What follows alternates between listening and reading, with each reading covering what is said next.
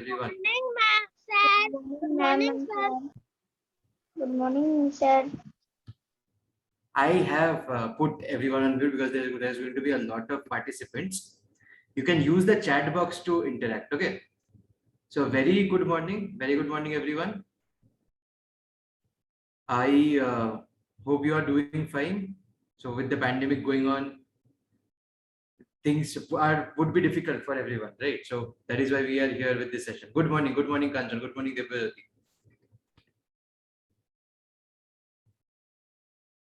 Good morning, Priyanjana. Rashmika, good morning. Good morning, Shaujanna. So today we are going to be talking about COVID, the virus, and how human beings interact with the virus, how the virus interacts with the human being. As we speak, the session is actually being live streamed on Facebook also. So we are all live today. So yeah. Just can you let me know in the chat how many of you already are aware of the virus? How many of you are aware of how the virus works? How everything is into how human beings are interacting with the virus? How many of you know about it already? So do we have any specialists today in the class who knows about everything? Arkupal knows about it. Okay. Okay. Jyotiranjan also knows about it. So let's see. So we'll see if we can learn something more about what it is all about, what the virus is all about. If you can learn something more about it. So yes. So right at 11 o'clock, which is the scheduled time of the session, we'll be starting off with the topic. Okay. So a lot of you had posted a lot of questions on the forms that get sent out. A lot of you might not have. So you can feel free throughout the session, you can feel free to post your questions in the chat box. So we might or might not be able to take the questions, but what we can do is we can make a note of it and, probably help you out with the answers after the session is over. We can do that. So again, a very good morning to everyone, whoever has joined in just now. Yes, so I am Shubhamay Bakshi. Okay, I'm an IIT Kharagpur alumnus. I have studied mechanical engineering from IIT Kharagpur, and so after that I worked with a company, and after 5 years of working, I have now come to educate students more about science and technology, and COVID-19 being the most important scientific thing that has hit us, which has affected all of our lives. We will be talking about the COVID-19 pandemic in detail. So yes, so just Olivia, can you share your screen so then we can start off with the session today?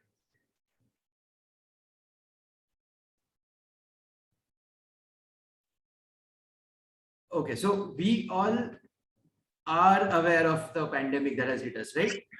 We all have heard and we have all faced the issues of the pandemic. So it's somehow it seemed like any other virus somehow has affected everyone. Somehow has affected everyone.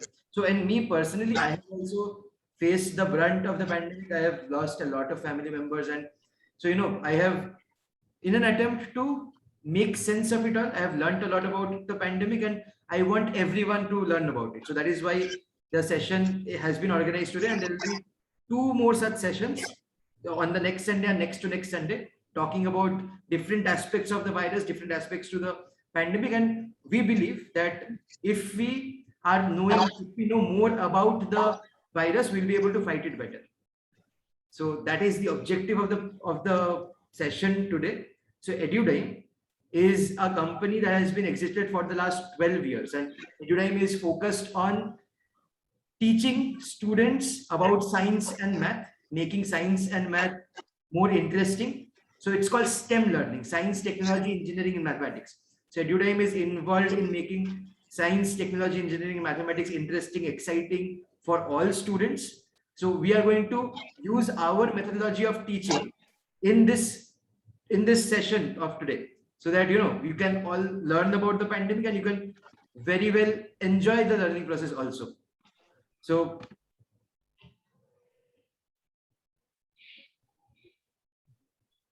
so we all know that when COVID-19 started, which was in December of 2019, which is why it is called COVID-19. And the number 19 comes because the pandemic started in 2019. these two pictures show us how the pandemic moved within just 1 month's time. Within just 1 month's time. So what started off as 118,000, 118,000 cases in the 3-month mark, just after one more month, on the fourth month, we had covered 3 million cases. So COVID was so infectious, it was spreading across countries. It was affecting a lot of people. A lot of people were losing their lives because of the pandemic. And the most important part is we, the school students, professionals, everyone, we have been significantly affected by the pandemic. Our exams have been cancelled. We have to sit at our homes for the last 1.5 years. And so in the midst of all this, we have, heard a lot of topics, a lot of information is coming from the WhatsApp forwards, which might or might not be true. We are hearing of a lot of things, a lot of keywords that we have come across, and that might or might not. In this session, what we are going to try to do is give you the right picture, the science behind it. And so, there is supposed to be a third wave that people keep on talking about. And apparently the students, kids are set out to be affected by the third wave. So it is important now that all the students, all youngsters, and also their parents and people who take care of youngsters are aware of the nitty-gritties of the virus, how the virus is working. So if we do not know about it now, we will not be equipped. So you have to look at this session, the series of webinars, as a way to protect yourself more.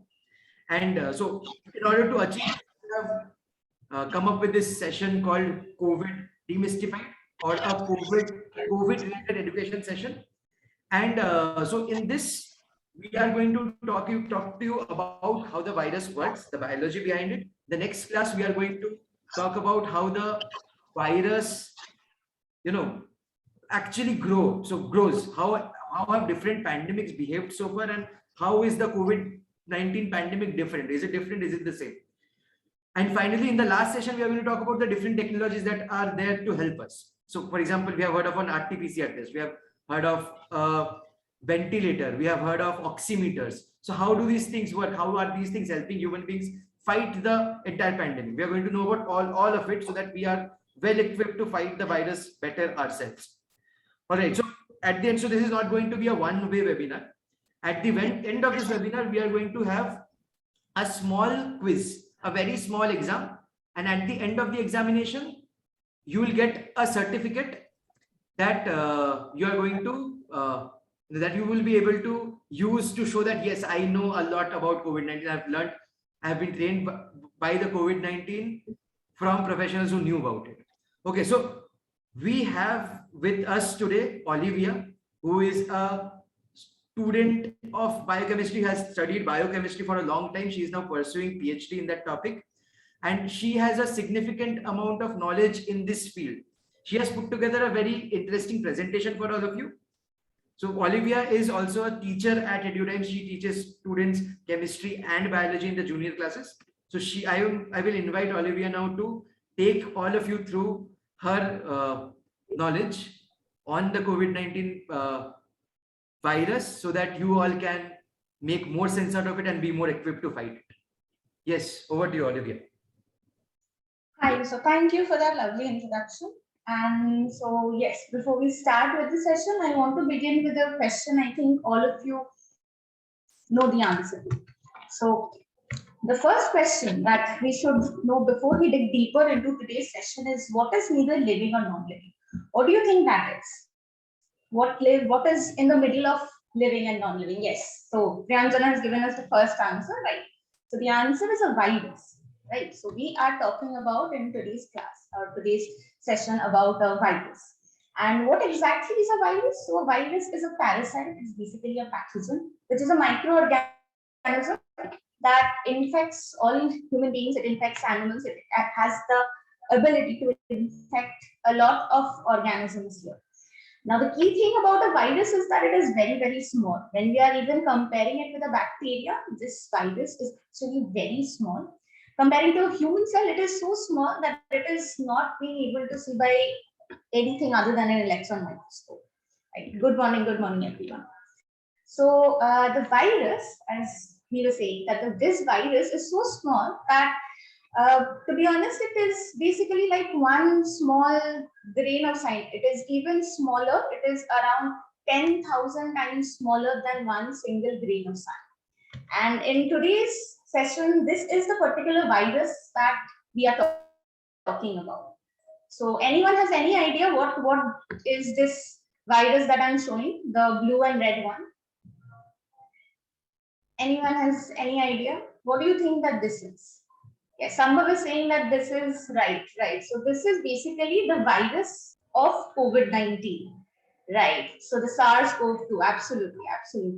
So this is the virus. This is the outlook of the virus. This is how the virus that causes COVID-19 actually looks like. So the first time the idea of a virus scheme was given by this Dutch microbiologist called Martinus Beijering. So Martinus Beijering is a microbiologist, and by a microbiologist, he is someone who studies microbes, studies not just a virus, but all the different types of microbes that are here, the bacteria, the virus, the protozoa, all of that. And they study the different characteristics, the different the aspects of it, how they work, how they do. So all of this is studied by a microbiologist. So he was the first one who gave the idea of a virus. What exactly is a virus? Now, so what causes COVID-19? So this is a special kind of virus that causes COVID-19. What is that particular name? Someone already mentioned that once. So what is the name of that particular virus that causes COVID-19? Anyone has any idea on that?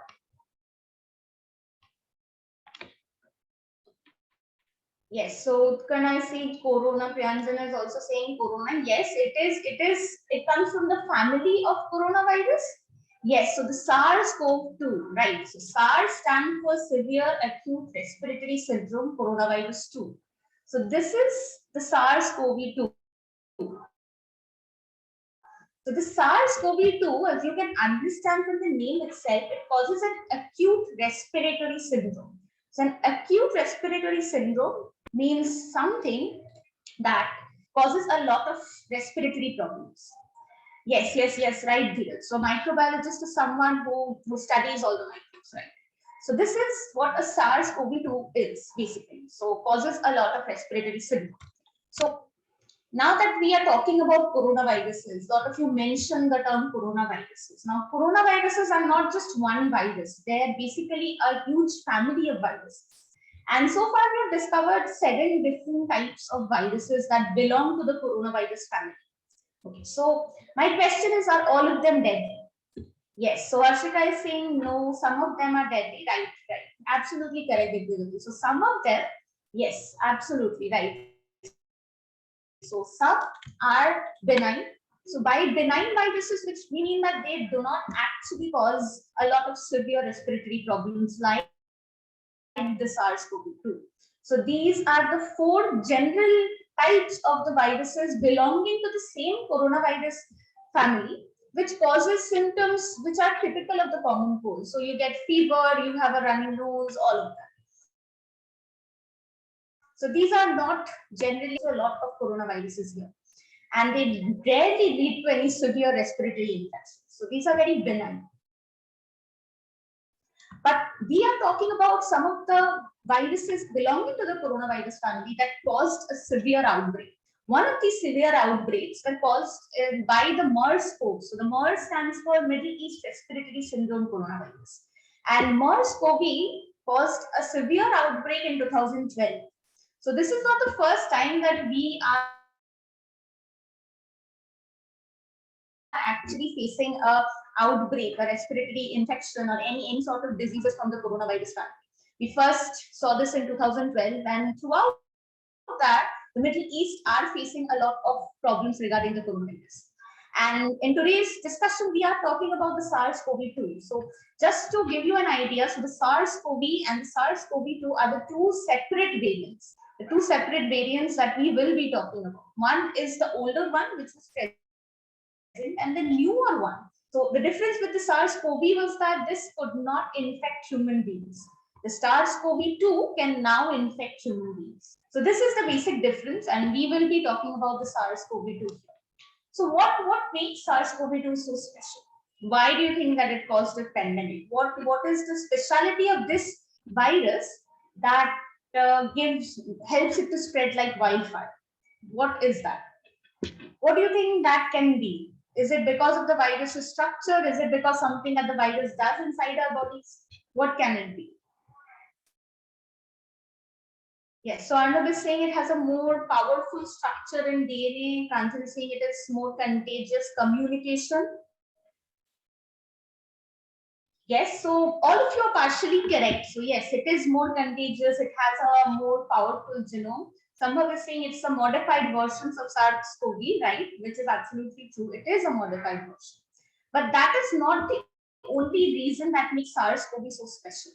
So what makes it so special is that the SARS-CoV, when it infects the cell, it can attach to a receptor called ACE2 receptor on the host cell. Now this is very important, the ACE2 receptor. So ACE2 stands for angiotensin 2 receptors. Yes, it can infect children. We will come to that. So the ACE2 receptors which are present on the host cell is something which is present on almost all host cells.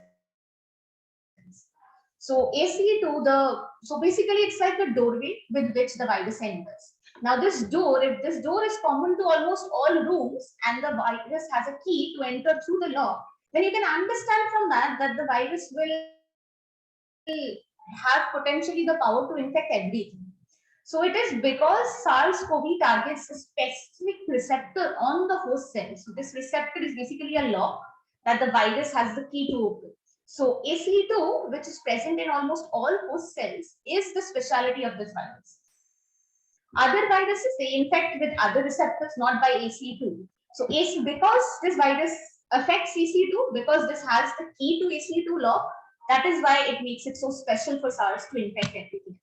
Now, this idea of ACE2 receptor in SARS was given first time by Lisa Wissel. She's an epidemiologist. Now, and every epidemiologist deals with how the spread of the virus, the progression of the virus. And not just that, it deals with how the virus or any other microorganisms can spread to a lot of human hosts or different organisms. Okay. So this is the field of epidemiology, which is a very upcoming field right now. So yes, so as we were talking about ACE2, so the virus, it looks like this. SARS-CoV actually looks like this. So it has a outer membrane, which is embedded with a lot of proteins known as the spike glycoproteins. And inside, as most of you were telling already, that they contain a lot of DNA and a lot of genome. So it is basically this spike protein, the pink outer spike protein which is present on the surface, is what makes every virus very, very deadly. This spike protein is the key to the lock. This is the key, and the host cell, they are locked. Now, where does this key fit into that lock? This key actually fits into the ACE2 receptor lock on the cell membrane. So you have the viral envelope, which has the spike chimer, the key, and then you have the cell membrane which has the lock, which is the ACE2. Now the virus does something very, very important. This coronavirus, SARS-CoV-2, because it utilizes the machinery which is present within our host cell in order to cut open the lock and enter our host cell. So it uses our own enzymes, which are particular proteins which are present inside the cell, and uses them to cut that lock. So what exactly does the virus do? So the spike protein, it attaches to the ACE2 receptors. Now the ACE2 receptor is cut out, and as soon as the ACE2 receptor is cut out, the viral RNA enters from that opening. It is that simple. So the virus is a lot smarter than our host cells, and it becomes very simple for the virus to just cut open the lock and then enter the cell. Okay? Yes, absolutely. It is basically like a robber entering the house. So we do not want the robber to enter it, but if the robber is utilizing our own machines against us, it becomes very difficult. So once the virus enters, it attaches to the host cell and it enters the host cell. What happens? What exactly happens after the virus enters the host cell? Yes, so the RNA, Arnav is saying the RNA enters the nucleus, makes copies, and then it is transferred. So it takes control. Yes, absolutely correct on that front. The virus is trying to take control of the cell. So as the robber enters the house, it is trying to steal everything, right? It is trying to steal every valuable thing that we have. So the cell has a lot of valuable things in that aspect. The cell has a lot of proteins. It has a lot of machinery which the virus can utilize to make copies of itself. And that is what the virus is trying to do. It is trying to copy itself. It is trying to make multiple copies of itself. So the coronavirus enters the host cell, and as soon as it enters, it releases a lot of contents from itself into the host cytoplasm. Now, when these contents are all released, they are itself utilized to duplicate and create a lot of other content. So just like a cell divides, the virus is now utilizing the same proteins, the same machinery of the cell in order to make copies of itself. It injects its own DNA by the pore that we create, that the pore that the virus made using the ACE2 receptor. So we were talking about this hole, right? So a pore that the virus makes, and it enters it through that hole. And once it enters it, it tries to copy a lot of its own material into our host. And as soon as it copies it, it replicates, and then the newer viruses are released from the host. So as soon as the newer viruses is released from the host cell, what do you think will happen to the actual cell, to this yellow covering that is here? What will happen? So the virus is cutting open the cell and it is spreading. Right, absolutely correct. It will die. Yes, Somil, somehow you're right. So the cell is dying because the virus is rupturing it open. It will burst. Yes, absolutely correct, Abu. So it will burst and the cell will die. Absolutely. So this is exactly how a virus replication happens, and not just in case of the SARS-CoV, but in case of all viruses. So all viruses use this mechanism in order to infect our host cell, infect normal healthy cell, and then kill that cell in order to replicate itself. I hope this part is still clear to everyone. Now we are coming to a very important segment in this session. Why do you think that the COVID-19 primarily affects the lungs? So I said previously that the COVID-19, it uses the ACE2 receptor, which is present almost in all cells. Then why the lungs? Why is it absolutely affecting the lungs? Why does it cause a respiratory syndrome? Yes, absolutely. So Divyajyoti is saying it's a respiratory virus. Yes, it is a respiratory virus because it causes a respiratory syndrome. But why does it affect the lungs so particularly? Why not the stomach? Why not the brain? Why not the heart? Why not any other things? What do you think will be the thing? What is the basic key here? The virus has the key and the lock is present where? This is what we are talking about when we are talking about the lock and key mechanism. Yes, so absolutely correct. So Divyajyoti is saying ACE2 is present in the lungs. Correct. So very good. So why? Because ACE2 is mostly present on the lung epithelium. So the lung is covered by epithelial cells. These are basically a covering of the cells which are covering the outer lining of almost every organ. Now the lungs have a lot of ACE2. So ACE2 is the lock that the virus is trying to break, and ACE2 is present in a lot more abundant, in a lot more number than in the lungs, than in any other organ. So that is the reason why the coronavirus primarily is affecting the lungs. But ACE2 is not the only thing that is present in the lungs. ACE2 is also present in the heart. It is present in the vasculature, the different number. Yes, all COVID strains do bind to ACE2. So basically what I'm trying to say is that ACE2 is the lock that the COVID-19 has a key. So imagine you have a key to a lock. So what will you do? Will you try to open other locks with it, or will you try to open the lock to which you have the key? Right. On the surface of every cell. So right, absolutely. So we will be opening, we will try to open that. Lock is something which is present in a lot more abundance in the lungs than in any other organs.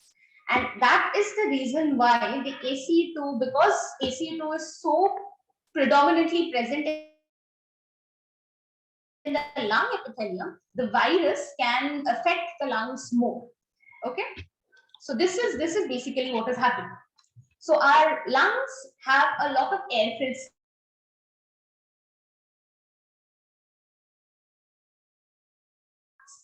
So these air-filled a lot of different gases. So these air-filled sacs is something which has a lot of epithelium on the surface. So these epithelium, they contain the lock, as I was saying, and this lock is something that the coronavirus is trying to break. So when we are talking about the air-filled sacs, and this is exactly what the airway cell looks like. So it has the ACE2 receptor. Absolutely correct, Ishan. So this is the alveoli, the airway cell or the alveoli that we are talking about. So it has the ACE2 receptors. What does the virus do? You can see in the picture here that the virus is attaching to the ACE2, to the white receptor here. So this is the ACE2 receptor that the virus has attached to. And this is the airway cell, this is the alveoli as Ishan mentioned. So once it has attached to it has the power to open that lock, right? It has the power to break that lock, to open it and to enter the cell. Okay, it is the receptor. The name of the receptor is angiotensin 2 receptor.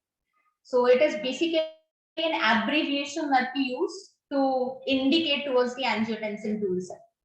Okay, so it is not a chemical.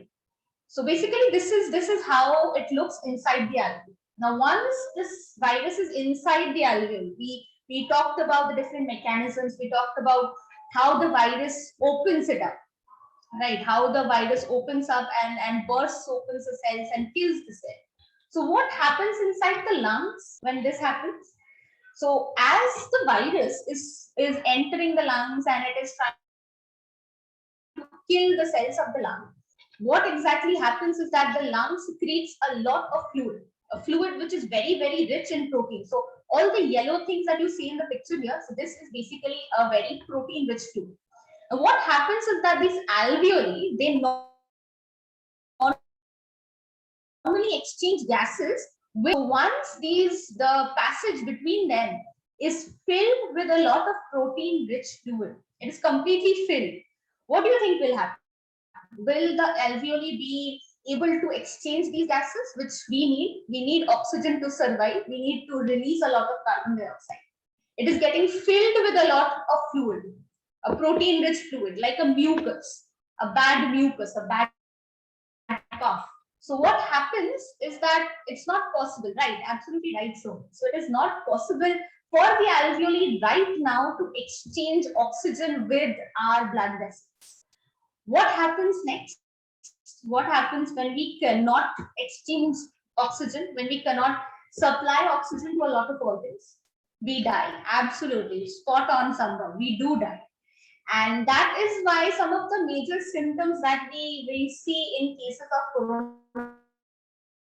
coronavirus are breathlessness, shortage of breath. We need to supply a lot of oxygen to these people.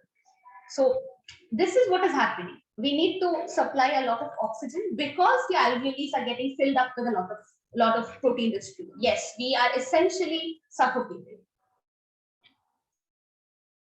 We are essentially suffocating. The lungs are suffocating. And this is what exactly happens in case of pneumonia.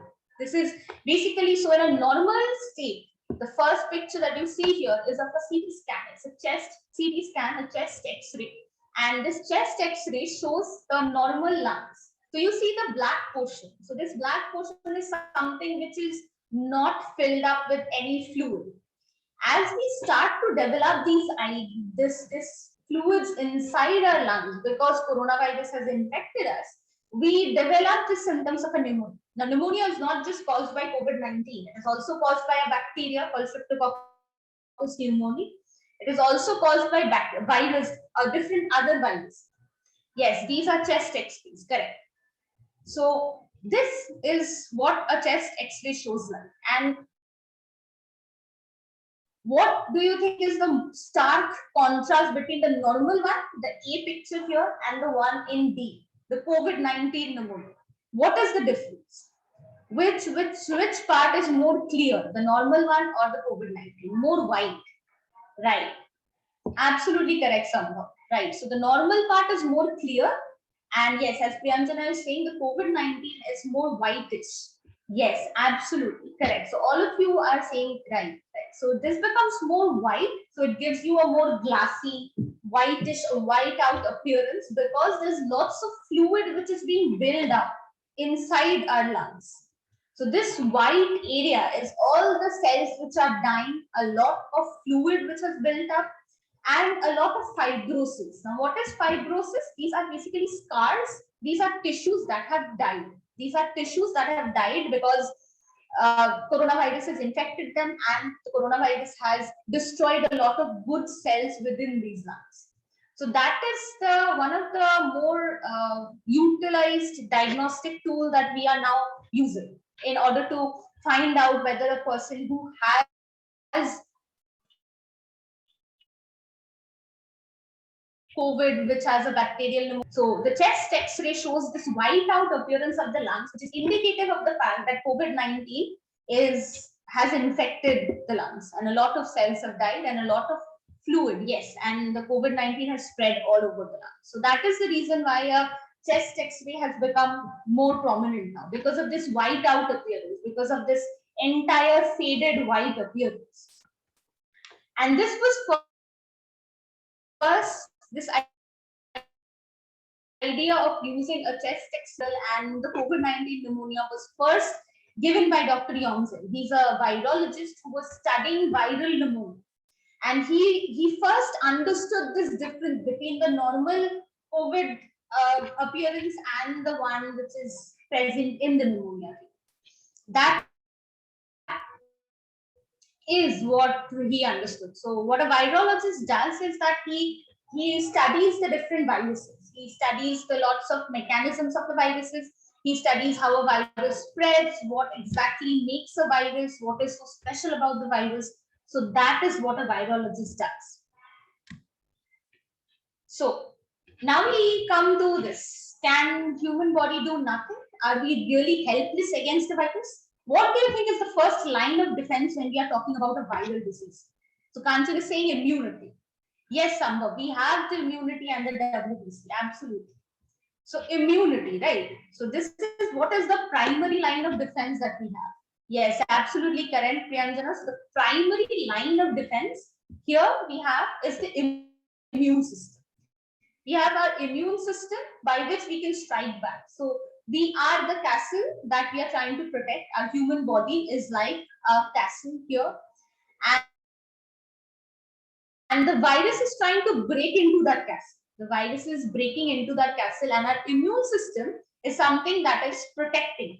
So when we are talking about the immune system, we are essentially talking about a war that is happening between an incoming virus and the immune system which is present in our body. And whoever wins the war wins the battle. So this is not just one battle that we are talking about. This is a huge war that our immune system is fighting on a daily basis, not just with one incoming virus like the coronavirus. It is also fighting with lots of other bacteria, lots of other pathogens, any other microbes that we see here. So this war is something that the army is fighting. And what do we have the army? What is the army here? What exactly helps the immune system to fight? Yes, so the immune system wins, right? Absolutely. So this is like the third world war which is happening, us against the virus, right? So the WBC, the white blood cells. So the white blood cells, which are predominantly present in our blood vessels, they come out of the blood vessels in order to fight it. So as soon as we understand that there is some sort of invader who is trying to kill our normal cells, so these cells, these white blood cells, the monocyte, eosinophil, basophil, neutrophil, all of these, they squeeze out of the cell. That is exactly what they do, Ishan. They exactly squeeze out between the different pores. So there are lots of barriers here, which we call as junctions. So these these junctions are something from which these cells can squeeze out. They're very small, absolutely. They can squeeze out by a lot of different mechanisms. As you can see in the picture here, they are squeezing out of the cell. So this is another different mechanisms that we will talk about. So the white blood cells are the primary army that we have. And when we are talking about some specific armies, the specific fighters, so there are 4 major fighters that we will talk about. Yes, the plasma B cell.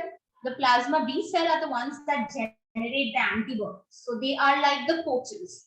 They coach the players in order to fight the war. The soldiers. Is the soldier here? Which is, who do you think will be the primary soldier, the cell that will kill off all the virus, all the infected cells in our body?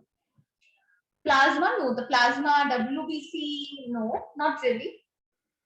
WBC is a broader term to encompass all the different cells which are present here. The RBC, no, the red blood cell has no platelets. We are getting a lot of answers. So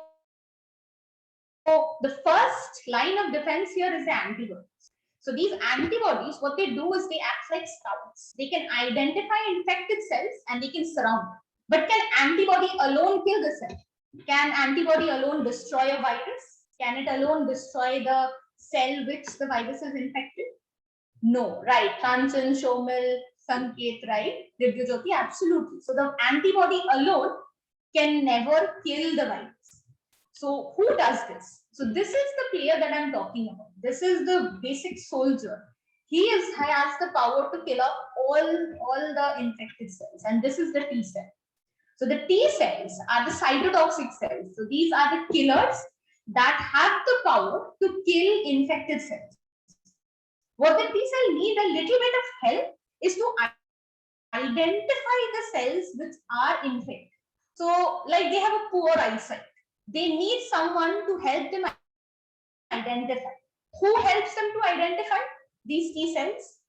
Who helps these T cells to identify the infected cells? Correct, absolutely right. The antibodies, right. Sambhav, Somal, correct. Priyanjana is also right here. So the antibodies are the one who helps T cells. Virus infection, a bacterial infection. These T cells, remember that, yes, absolutely. They are called T cells because they are created in the thymus, right?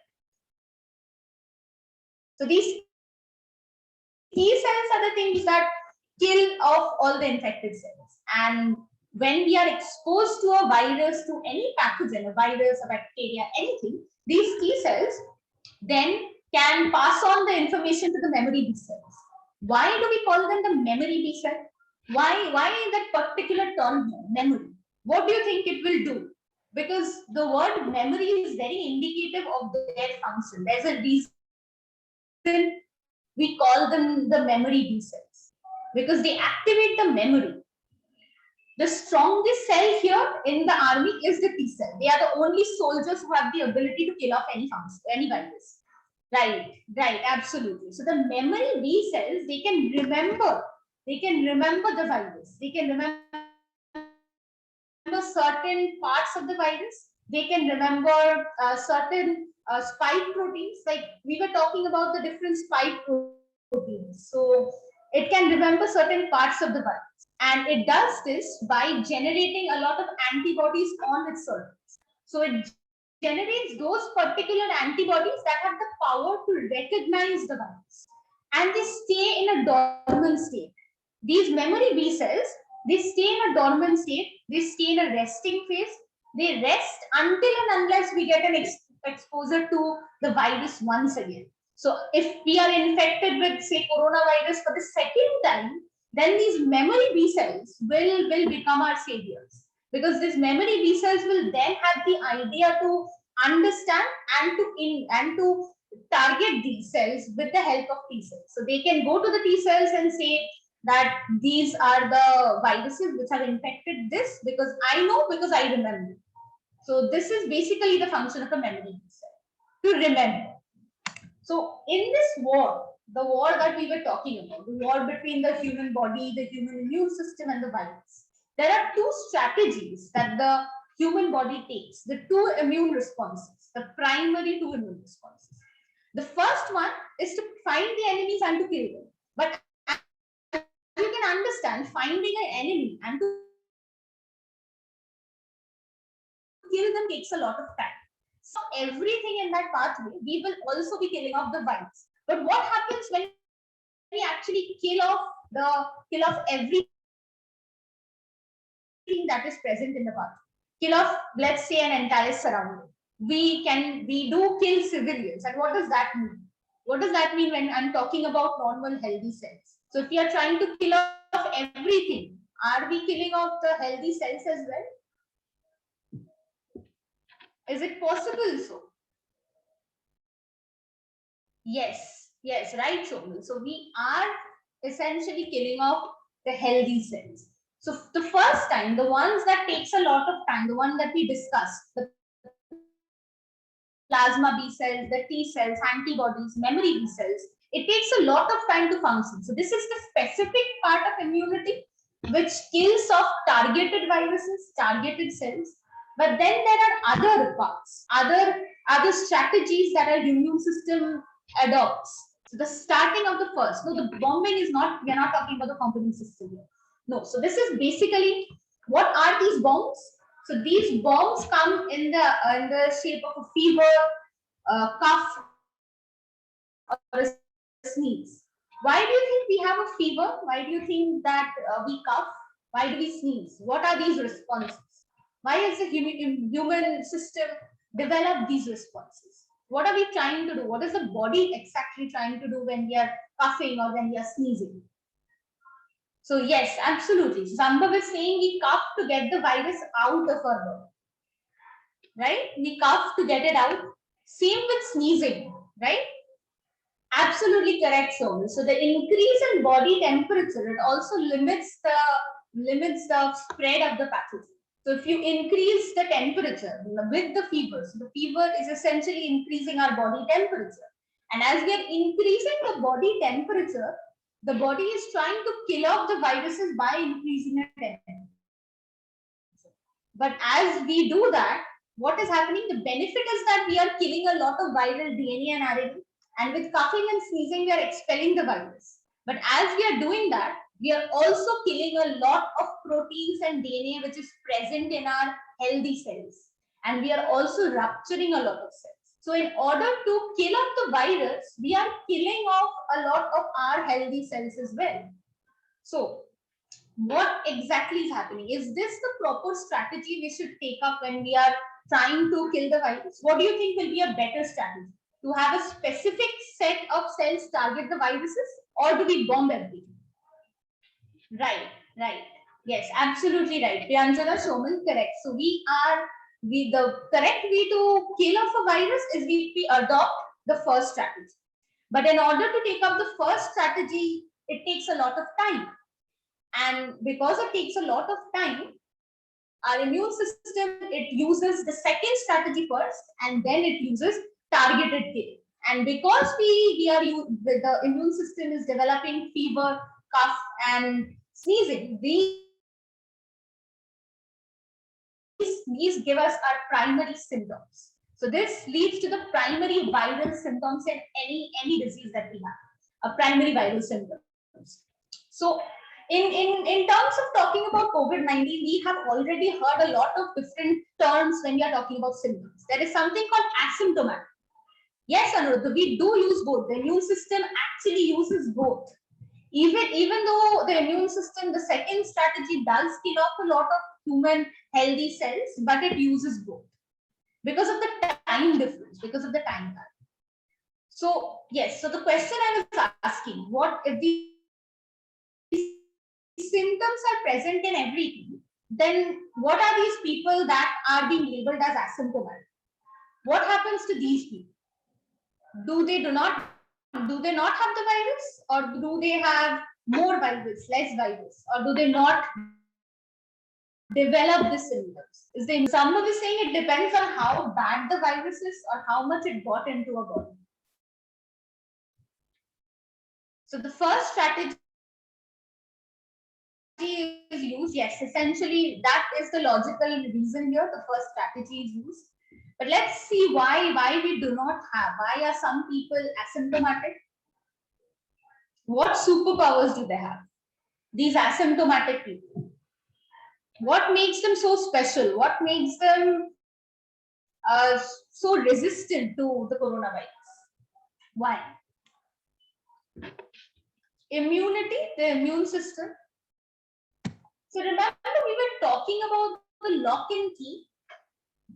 So what happens if we have lesser locks? You have a lot of key, but you have just one lock.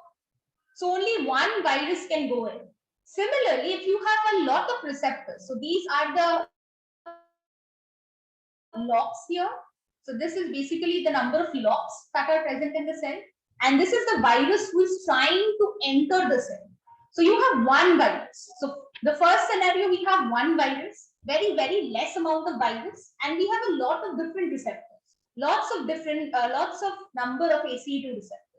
Now, in this case, only one virus enters because the virus here is very low. The amount of virus is very low. In the next scenario, we have a lot of viruses, but we have just one receptor, one door by which the virus can enter. Similarly, so because one virus attaches to one receptor only, in the same case, only one virus will enter. So that is the reason why these people are asymptomatic. Why? Because they have very few viruses entering our bodies. And because the lesser number of viruses entering the bodies, our immune system can fight it off without having to adopt the second strategy. So the immune system can target it, the immune system can look for the robbers, the immune system can find the robbers and hand it over to the policemen. The police being our immunity. So they can hand it over to the police. But because the number of robbers are very, very less. And in that case, the memory B cells are also forming a lot of antibodies. Because we have a lot of antibodies here, we have a chance to have a lesser severity of that infection. So this leads to the asymptomatic people who have either been infected with a lot less number of virus, and people who have a lot less number of ACE2 receptors on the surface. If we do not have that, what happens when there are lots of virus who are infecting a human being having a lot of receptors? What happens then? So it's very, very, very evident from the picture here that these people will develop symptoms. Right, absolutely correct, Yanjana. So they go for the second strategy here because there's lots of virus and the immune system cannot look for one particular robber. They have to kill off everyone. So that is why the symptomatic people tend to develop a lot of symptoms. And as the person recovers, as the immune system succeeds in clearing out the virus, a lot of antibodies are formed, and this information is stored within our immune system. Right. Yes, absolutely correct, Somil. So because a lot of cells are dead, we develop a lot of different symptoms. We develop a lot of different aspects. We develop a lot of diseases and a lot of other problems in a lot of other organs. So this is what happens in a symptomatic individual, is not being able to cope up with so many viruses which are infected. So this comes to another very important term that we have come across here, comorbidities. Now, because you people have already said that these viruses, when they kill off the good cells, the host organs, what happens then? Why are some people more susceptible to getting COVID? And what exactly are these comorbidities? What happens if a person, let's say, has diabetes? Why are they more prone to coronavirus? Why do they become more prone? Why are the elderly in the first wave became more prone to coronavirus? What made that possible? What do you think will be the key factor here when we are talking about the comorbidities, when we are talking about diabetes? Yes, absolutely correct, Sambhav, because the immune system is already fighting another disease. Right. Vijayati is correct. So what happens? Why is it so important? Because these pre-existing conditions these pre-existing medical conditions in COVID-19, which makes the virus very susceptible to it. The COVID-19 diseases, the cardiovascular disease, diabetes, chronic respiratory disease, hypertension or high blood pressure, and even cancer. All of these have a higher percentage of a person getting COVID-19 than someone with no pre-existing conditions. And this is exactly because of what Vidyajyoti Sambhav are saying. Because the immune system is already occupied and trying to fight off one disease. So if your immune system is fighting off one disease, it becomes very difficult for the immune system to again go for another disease. Again, look for another set of problems. They are already weak. They are already preoccupied. All the soldiers are fighting one war, some other war. So they are already fighting a war against diabetes. They are already fighting a war against cardiovascular disease or cancer or hypertension, right? But if they are doing that, if they are occupied, then it becomes very, very difficult for them to fight another war, a much bigger war. And this is what the COVID-19 utilizes. The COVID-19 utilizes this condition, this strategy, in order to affect us, in order to affect these people, and to create a more severe attack. Now, not just the immune system, we often now remember fever was something that was actually trying to help our immune system fight off the disease. Now we take paracetamol, right? We take paracetamol, which suppresses our fever condition. So we are actually taking a lot of medications which suppress this immune system. So it is not just because of our immune system fighting off another war. It is also because of the fact that a lot of medication, they weaken the immune system. They reduce the ability of the immune system of these T cells, B cells, antibodies in order to recognize other viruses and to fight them. So this is what the pre-existing medical conditions has led. Yes, they work much slower. Yes, absolutely correct. So the immune system has become weak and aged person. So their cells are not working as effectively as the immune system of younger people. So all of these reasons are something that is affecting how coronavirus spreads. So now that we are talking about the different aspects, we talked about the ACE2 receptors, we talked about how coronavirus is infecting a lot of cells. How do you think we should cure COVID-19? Is it possible? What should be our right direction if we are trying to cure COVID-19? What will be our go-to option? So what are the medications? For example, in a bacteria, we have antibiotics. These are particular medications that target a bacteria. What happens in case of a virus? Do we have these medicines? Yes, immunity and vaccine. Priyanjana is saying having food that can boost our immunity, gaining immunity, water, right? All of this. But when we are talking about medicines, is it possible? Do we have medicines against COVID-19? Or let's say, do we have medicines against any virus? Do we have it? What exactly? Yes, no. Immunity and vaccination, right? So the answer is no. In case of viruses, we do not have potent antivirals.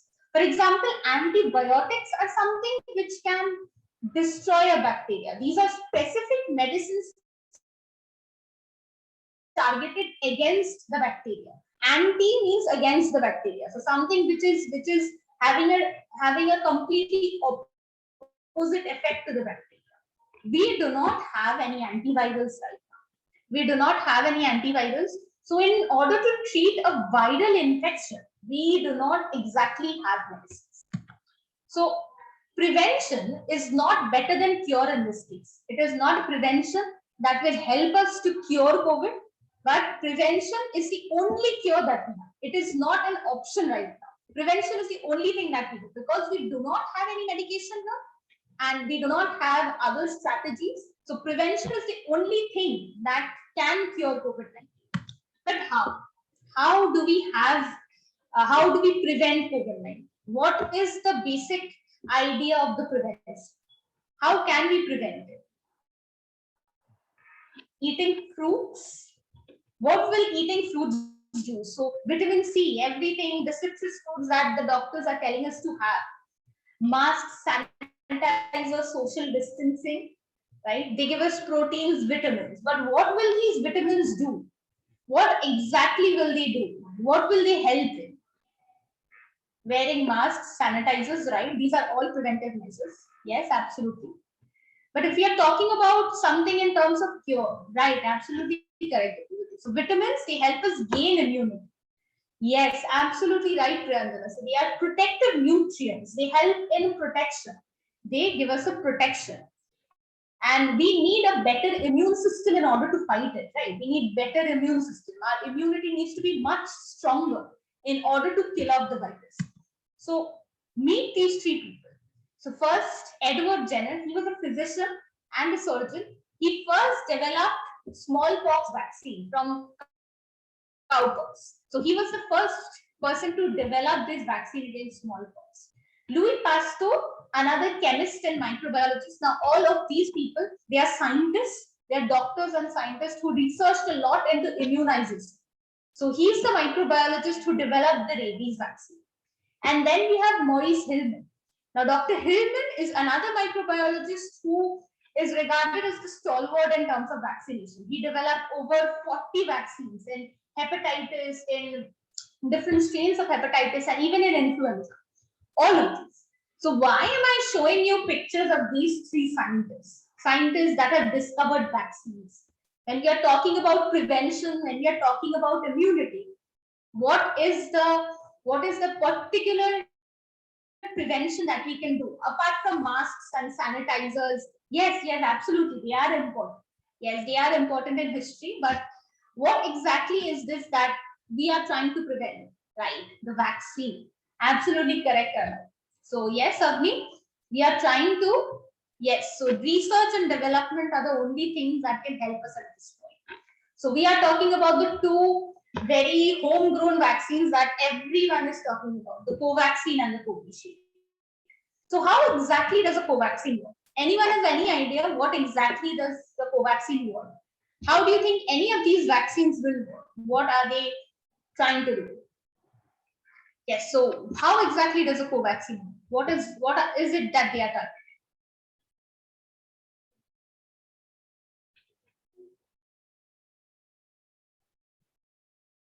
So Divyajyoti is saying it is actually preventing the virus.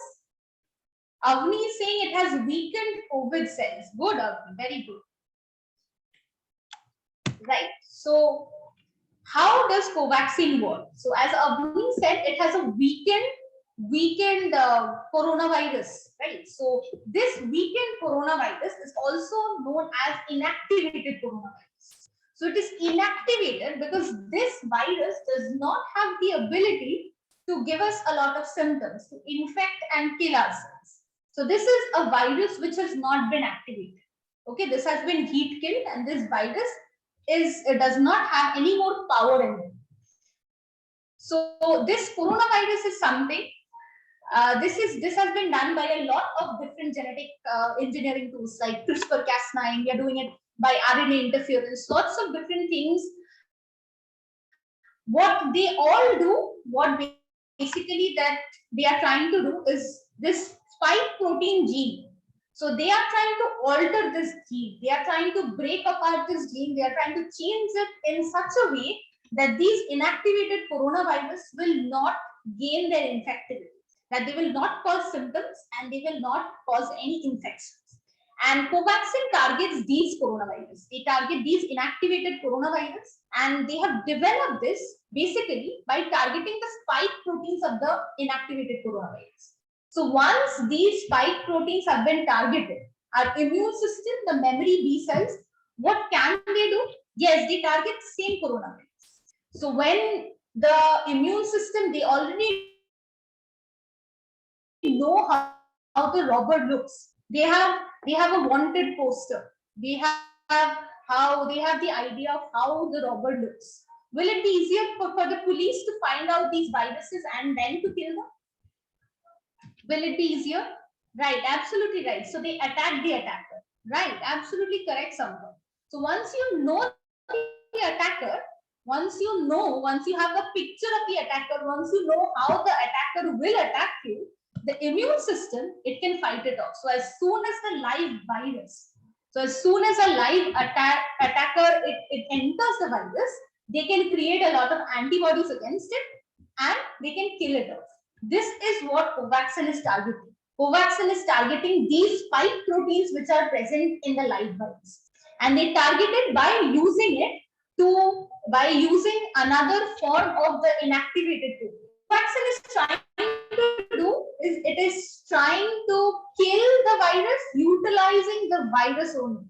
It is trying to gain information by using the information stored within the virus.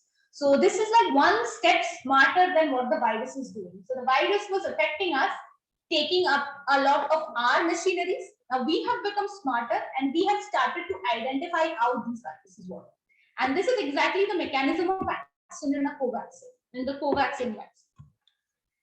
Now, another thing is the Covishield. Now, as you all were saying, yes, Covishield also targets the same coronavirus, same strains. Now, what happens in Covishield is that it uses a slightly different approach in terms of how the vaccine is modified. So, yes, when we are talking about the spike proteins, the Covaxin and the Covishield are the same. They are both targeting these spikes. They are both targeting the spike proteins present on the covering of the virus. So they are targeting that, the spike proteins. But what do they do? Instead of giving us the dose of inactivated virus. So in Covaxin, we were getting a dose of this virus itself, an inactivated virus, but the virus itself. In case of Covishield, the vaccine does not have coronavirus. What it does have is a modified chimpanzee virus.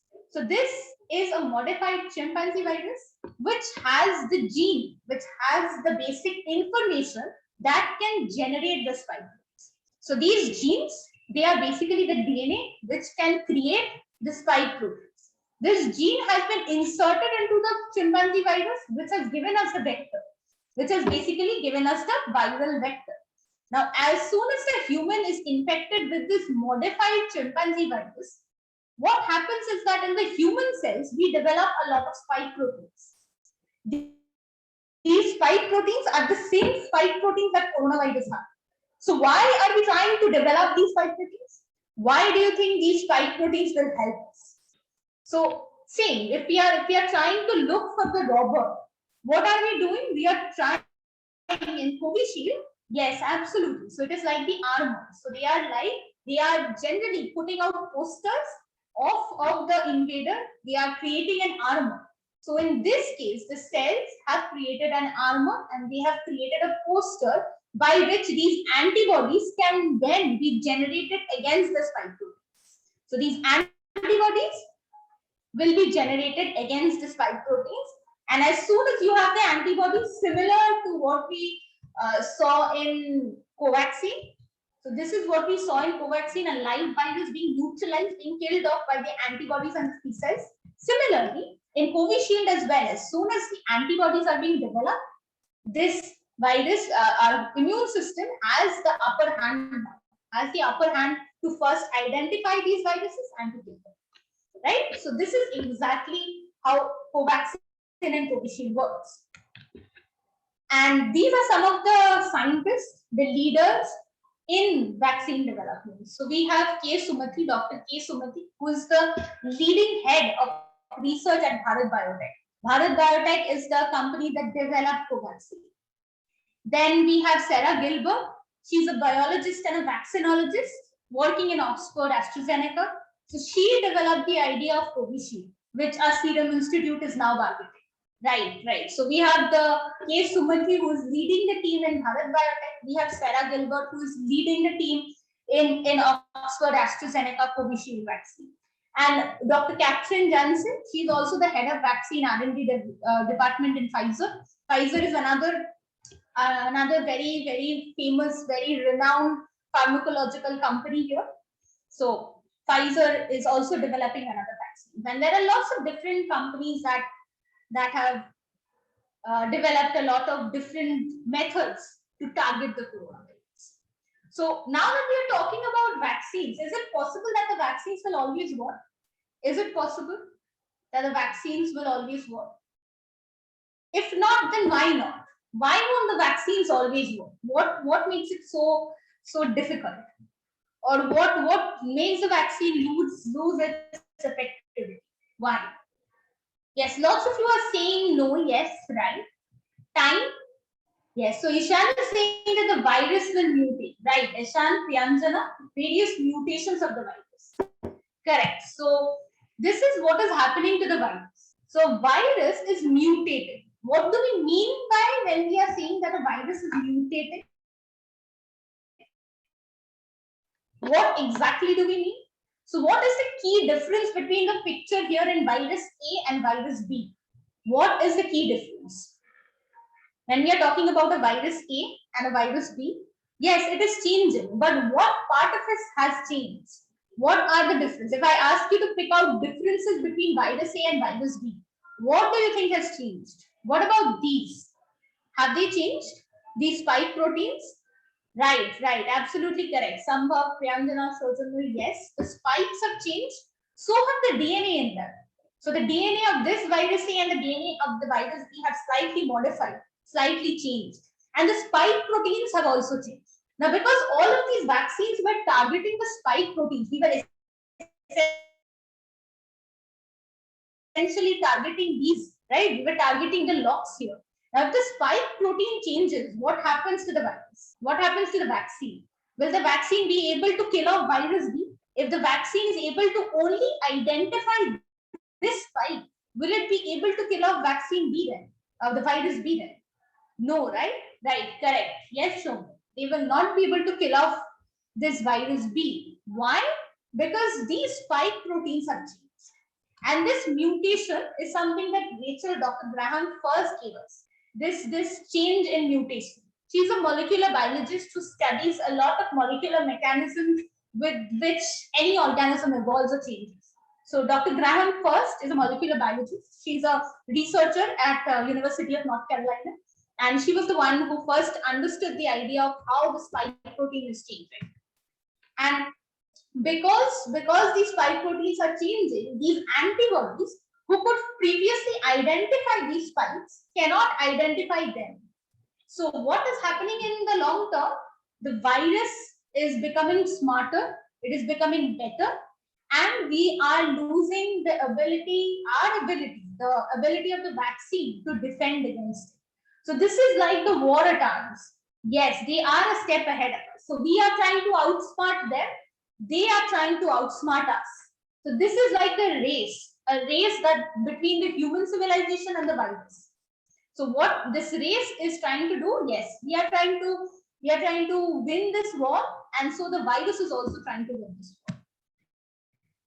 And so this novel coronavirus, one glimpse of good hope is that they are mutating at a much slower rate than the virus B, than the other viruses. So they are mutating at a much slower rate comparing to viruses like the influenza. Yes, so it is the race exactly between the man versus virus. Right? So the coronavirus mutates much slower. So by the time, let's say, a coronavirus has mutated from A to B, influenza has already mutated to 4 strains. So why? And this is what makes vaccines against influenza even more difficult, because they can mutate at a much faster rate. So if you are targeting a vaccine against strain 1, as soon as the influenza virus mutates to strain 2, it becomes very difficult. And that is the reason why we need flu shots almost every year. That is why influenza vaccination is done almost every year. That is the reason why this is happening. But what about in other autoimmune diseases? Let's say, for example, AIDS. That is also created by the virus, right? The HIV virus. So what happens in case of AIDS? Then why do we not have a vaccine yet? At least in case of influenza, we have some vaccine. Even though it is not working in long term, we have vaccines. We have developed vaccines against coronavirus as well. Maybe not in the long term, but yes, currently we do have vaccines. But why not? Why not in case of AIDS? Yes, absolutely right, Priyanjana, because of mutations. Yes, correct. It is because of mutation. But what about these mutations? Yes, Shomal is saying they mutate very fast. Yes. What other things can happen? So not just the speed of mutation, AIDS has the power to hypermutilate. It has the power to recombine with different strains of virus. So in case of coronavirus or in case of influenza virus, they were mutating on their own.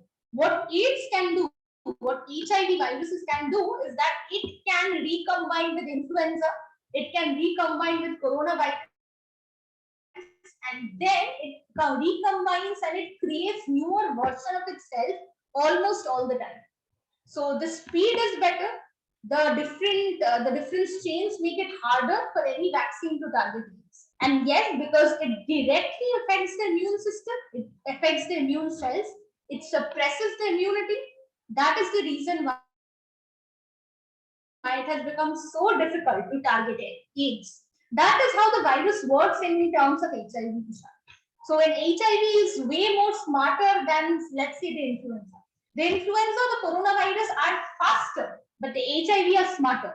So that is what happens when we are talking about vaccines. So it depends on not only how the virus looks like, it depends on not only the different proteins, but it depends on the virus's ability to mutate. Yes, yes. So by the time you're generating a newer vaccine, the virus has already mutated and has become a new form, a completely different form. So that is the reason why it becomes very difficult to target AIDS. And so finally, this is the reason why it is becoming very difficult to target COVID as well. Because in COVID, we are also getting a lot of different variants.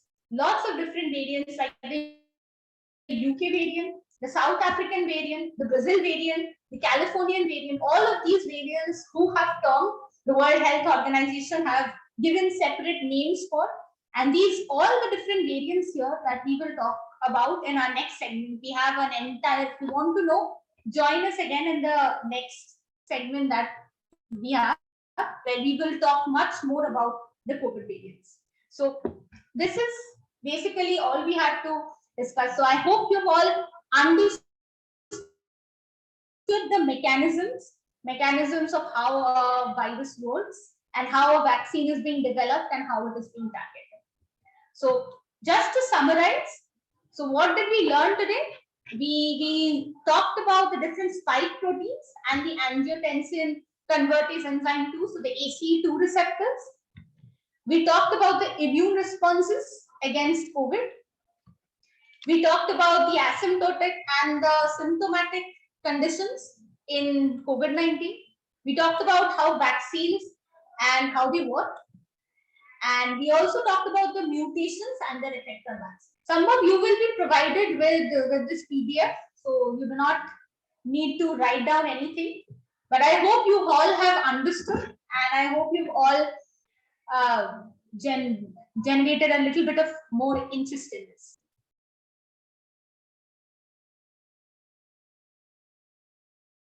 So the second point is the immune response against COVID. When we were talking about the different immune cells, we were talking about how the war is happening.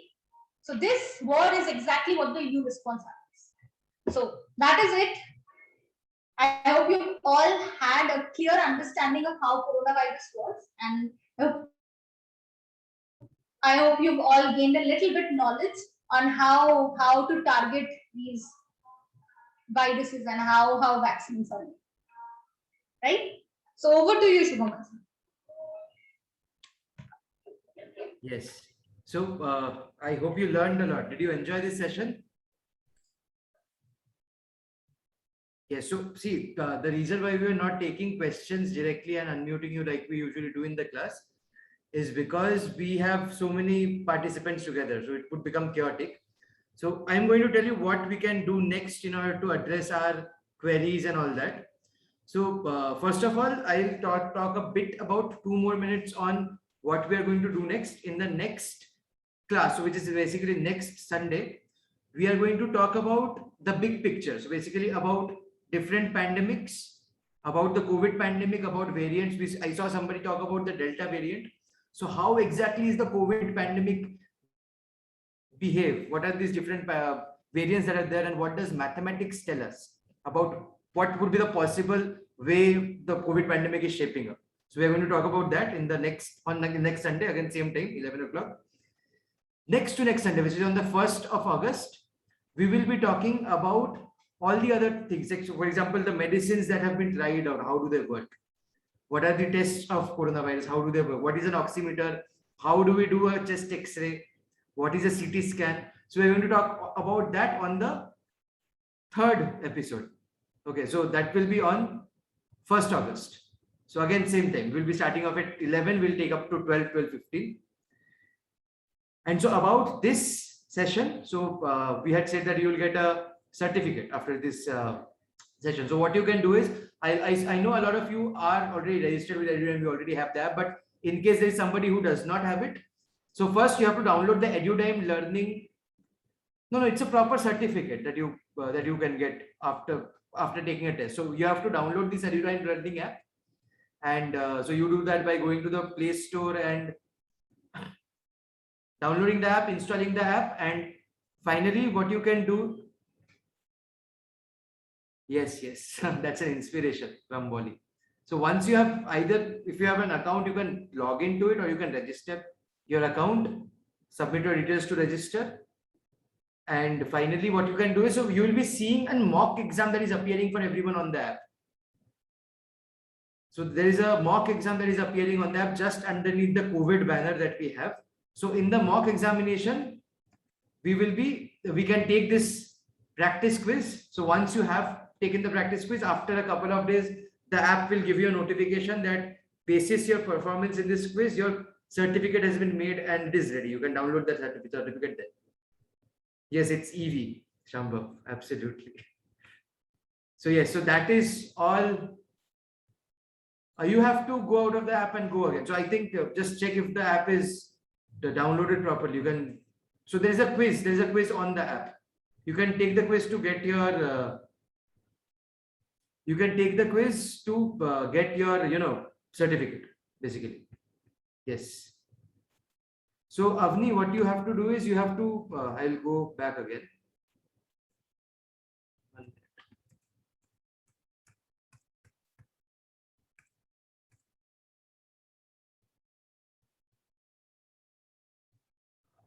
So basically, you have to just check the Play Store if there is any update, Shambhav, there.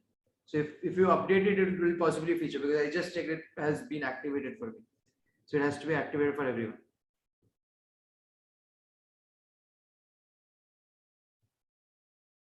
So yeah, so for the EduDime students who are there, I will check that out and inform you on the group. So you can possibly take the test.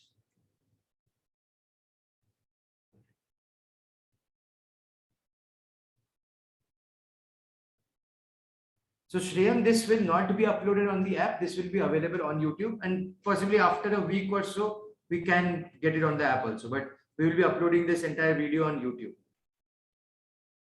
Yeah. Okay. So that was it from us for today. So you will. So you can search EduDime in YouTube, Darsh. If the YouTube channel is EduDime. Yes, you can take the quiz after some time, no problem. The quiz will be available. So that's all from us. We'll meet again next week to talk more about the COVID and the pandemic.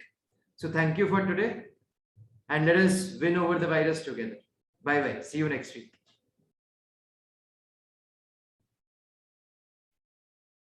Thank you. Bye.